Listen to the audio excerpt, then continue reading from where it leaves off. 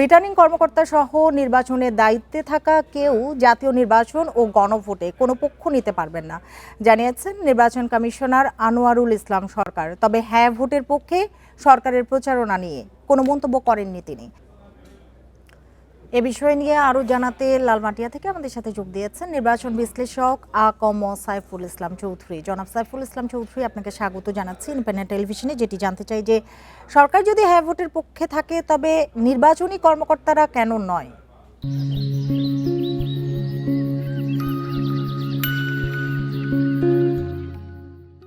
নির্বাচনী কর্মকর্তারা হচ্ছে রেফার, আর সরকারের এখানে হচ্ছে যে আপনার যে জুলাই সনদ যেটা, এটা হচ্ছে এই সরকারেরই বেবি।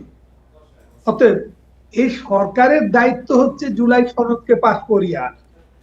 জুলাই সনদ যদি আপনার হ্যাঁতে জয়যুক্ত না হয়, এটা সরকারের আপনার হচ্ছে ভাবমূর্তির বিপক্ষে যাবে।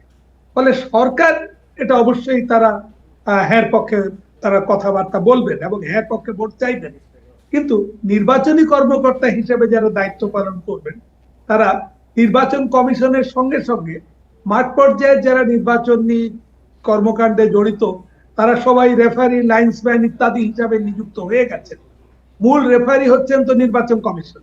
ফলে কোন খেলায় ওই রেফারি বা লাইন্সম্যান কাউকে সাপোর্ট করতে পারেন না, কারোর পক্ষে বলতে পারেন না। সে কারণেই নির্বাচনী কর্মকর্তাদের এটা বলা শোভনীয় হবে না। কিন্তু সরকার যে স্ট্যান্ড নিয়েছে সেটা ঠিকই আছে, কারণ এই সরকারকে এটা আপনার পার করে আনতে হবে। এটা তাদের এই এতদিন ধরে চেষ্টা, সেই চেষ্টা কি তারা বিফলে যেতে দেবে না? জি, নির্বাচন কমিশন এবার কি একটু বেশি শিথিলতা দেখাচ্ছে, আপনার কি মনে হয়?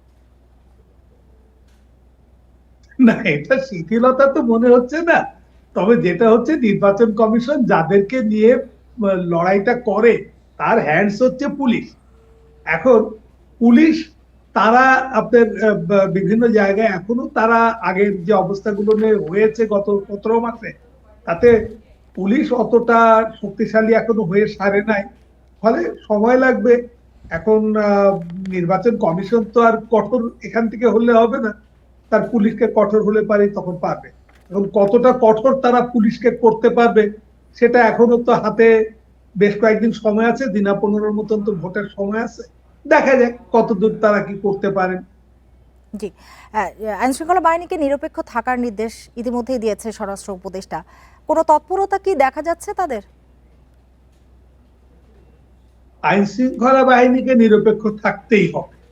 আইন শৃঙ্খলা বাহিনী যদি নিরপেক্ষ না থাকে, তাহলে আর নির্বাচন হবে না।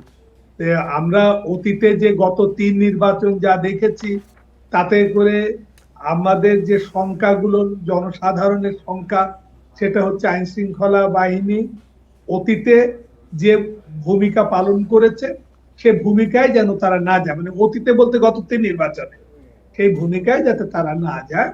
এবং এটা এখন তারা যদি নৈতিকভাবে তাদের অবস্থান নিরপেক্ষ রাখতে পারে, খুবই ভালো।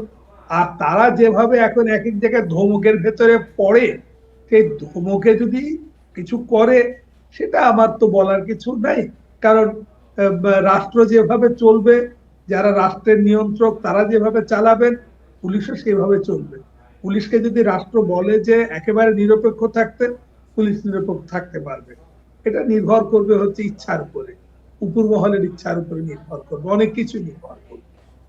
কিন্তু এখন পর্যন্ত আইন শৃঙ্খলা বাহিনীর যে অবস্থান দেখা গেছে, তাতে আপনার কি মনে হয় যে আইন শৃঙ্খলা বাহিনী কি আসলে কার্যকর ভূমিকা রাখতে পারছে? এই সাহসটা যোগাতে হবে, পরিপূর্ণভাবে এই সাহসটা যোগাতে হবে।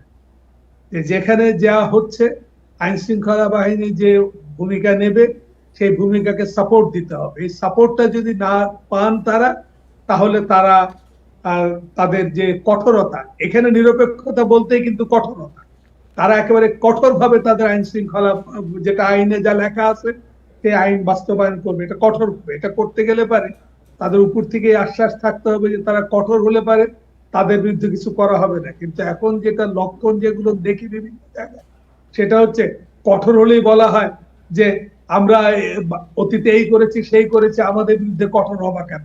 ফলে হচ্ছে এখন যে পক্ষরা এই পক্ষরাই কিন্তু বিপ্লবের পক্ষ। অর্থাৎ এখন যদি আইন শৃঙ্খলা বাহিনী কঠোর হয় তাহলে বিপ্লবীদের বিপক্ষে চলে যায়। হ্যাঁ, মনে করবে কেউ কেউ যে আমাদের পক্ষে বিপক্ষে বোধহয় চলে গেল। ফলে আইন শৃঙ্খলা বাহিনীর কঠোর হওয়াটাও সেই জন্য বোধহয় একটু তাদের জন্য খুব মুসিবত আছে। তারা দুশ্চিন্তায় পড়ে যায় যে তারা কতটুকু কঠোর হতে পারবে না পারবে। সেক্ষেত্রে তারা যদি কঠোর না হয় বা মাঠে সক্রিয় না হয়, ভোটের দিন কেন্দ্রের যে নিরাপত্তা রয়েছে বা ভোটার উপস্থিতিতে সেগুলিতে প্রভাব পড়বে কিনা আপনার কি মনে হয়? দেখেন, এটা তো একদম ভবিষ্যৎ বক্তার মতন হয়ে যায়। আমি তো আর ভবিষ্যৎ বক্তা না, অর্থাৎ ওটুকু নাই বলি। কিন্তু এটা ঠিক যে আইন শৃঙ্খলা বাহিনীর লোকজন যদি আপনার দৃঢ়ভাবে কঠোর না হয় তাহলে নির্বাচন খুব ভালো হবে না। তাদেরকে একেবারেই লৌহ কঠোর হতে হবে। আপনি যত ভালো নির্বাচন চাবেন তত কঠোর হতে হবে হচ্ছে আইন শৃঙ্খলা বাহিনীকে। আইন শৃঙ্খলা বাহিনী যদি 100% কঠোর হয়, নির্বাচন 100% ভালো হবে। তারা যদি 99% কঠোর হয়, 99% ভালো হবে। অতএব এটা নির্ভর করবে আপনার চাওয়ার উপরে। আপনি কি চান, আইন শৃঙ্খলা বাহিনী সেটা করে দেবে ইনশাল্লাহ। জি, জি। জনাব সাইফুল ইসলাম চৌধুরী, আপনাকে অনেক ধন্যবাদ আমাদের সাথে যোগ দেওয়ার জন্য, সময় দেওয়ার জন্য।